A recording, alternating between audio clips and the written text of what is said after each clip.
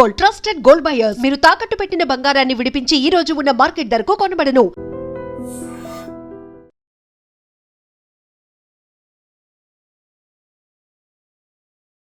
Welcome to iDream. నేను Deshri. Hero Vijay Devarakonda ఏది చేసినా ట్రెండే. సినిమాల్లో ఆయన వే ఆఫ్ టాకింగ్తో, వే ఆఫ్ డైలాగ్స్తో ఒక ట్రెండ్ క్రియేట్ చేశాడు. ఇప్పుడు ఆయన పెళ్లిలో ఆయన వేసుకున్న జ్యువెలరీతో మరో ట్రెండ్ క్రియేట్ చేశాడు. ఇప్పుడు సోషల్ మీడియాలో ఆయన వేసుకున్న జ్యువెలరీ గురించి అందరూ మాట్లాడుతూ ఉన్నారు. దీనిపై మాట్లాడడానికి మనతో motivational speaker, public speaker Rajani Rama గారు స్టూడియోలో ఉన్నారు. మాట్లాడదాం. నమస్తే అమ్మా. నమస్తే ఉదయ. ఎప్పుడు సెలబ్రిటీలు ఏదో ఒక ట్రెండ్ను జనానికి పరిచయం చేస్తూ ఉంటారు. ఇప్పుడు సోషల్ మీడియాలో విజయ్ దేవరకొండ తన పెళ్లి కోసం అని ఒక 3 కిలోల బంగారం కొని ఇద్దరు వైఫ్ అండ్ హస్బెండ్ ఏవైతే జ్యువెలరీ వేసుకున్నారో ఫుల్ వైరల్ అవుతూ ఉన్నాయన్నమాట. ఆయన వడ్డానం, ఇయర్ టాప్స్ అన్నీ కూడా చాలా బాగున్నాయి చూడడానికి.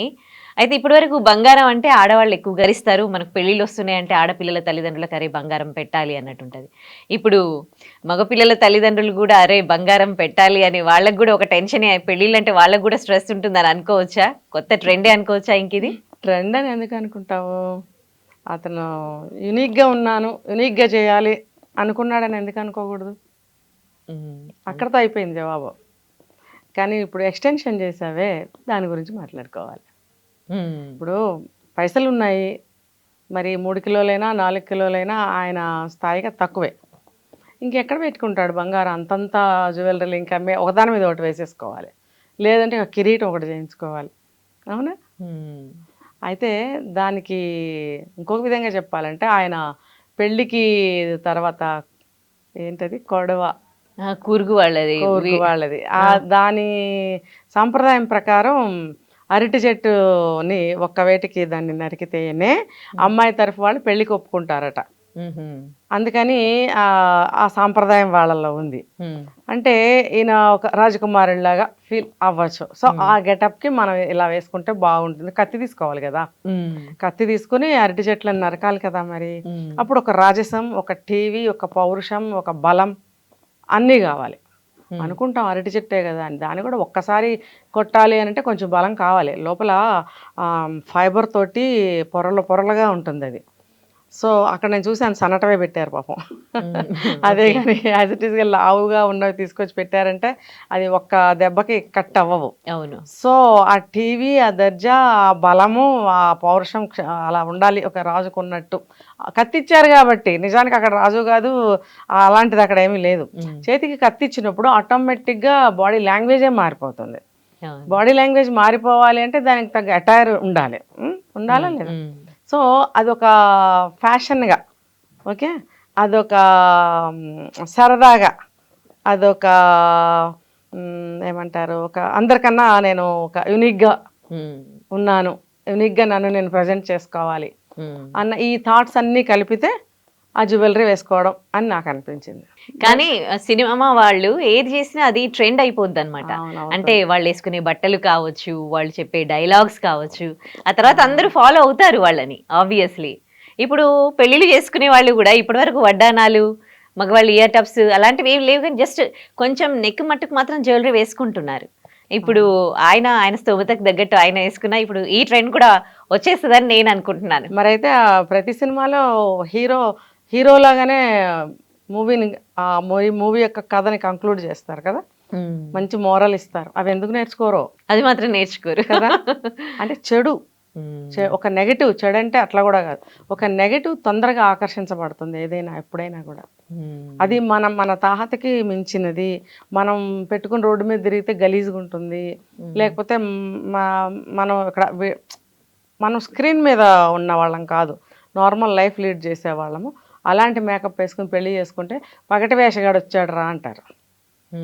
కరెక్ట్. ఇవన్నీ ఇక్కడ ట్రోల్కి గురవ్వాల్సి ఉంటుంది. కాబట్టి ఎవరు చేయకూడదు. ఇంకా చెప్పాలంటే చిన్న చిన్న సాంప్రదాయాలు మనకే ఉన్నాయి. బ్రేస్లెట్ పెట్టడము, చైన్ పెట్టడము, రింగ్స్ పెట్టడము, costly watches, costly suits, costly పెళ్లి డ్రెస్సులు, ఇంకా వాళ్ళకి చాలా చాలా లాంఛనాల పేరు మీద వెళ్తూ ఉంటాయి. ఆ పెట్టే చైను ఒక బ్రాస్లెట్టే కదా, ఇంకా అంతకన్నా ఏం పెట్టుకుంటారు అనుకున్న వాళ్ళు ఇంకొంచెం ఎక్కువ బంగారం ఉన్నది బ్రాస్లెట్, వెయిట్ ఎక్కువ ఉన్నది, అలాగే వెయిట్ ఎక్కువ ఉన్న చైను అలా కూడా పెట్టుకుంటున్నారు, డిమాండ్స్ చేసుకుంటున్నారు. ఇంకా కొత్తగా ఆ పోకడలు అవసరమా?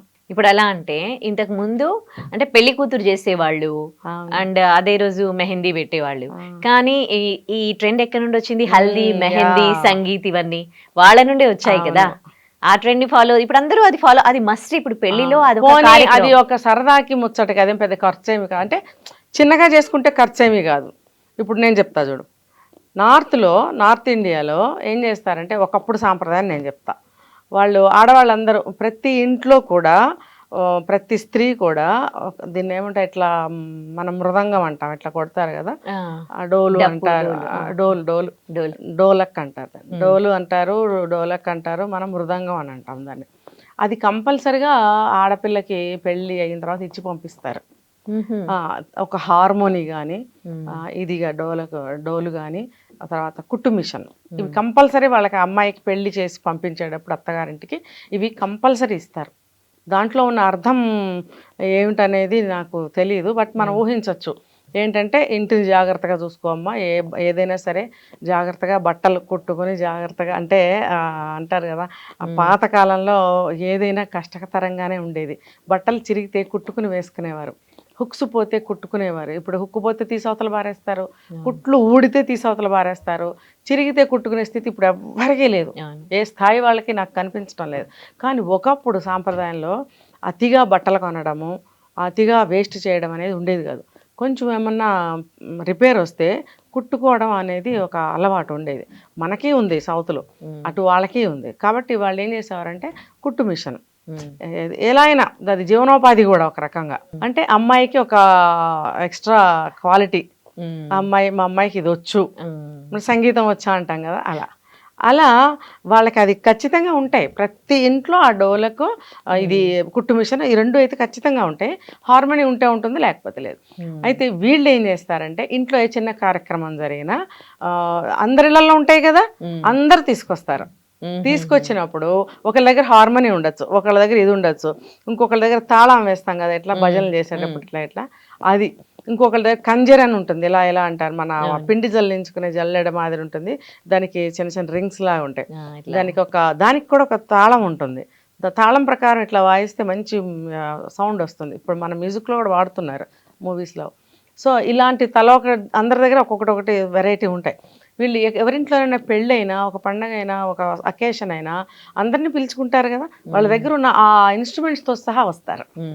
వచ్చినప్పుడు అక్కడ వాళ్ళు అందరూ వాయిస్తూ వాళ్ళ ఓన్ వాయిస్లతో పాటలు పాడతారు, పెళ్లి పాటలు పాడుతూ ఇవన్నీ వాయిస్తారు. అది వాళ్ళకి సంగీత్.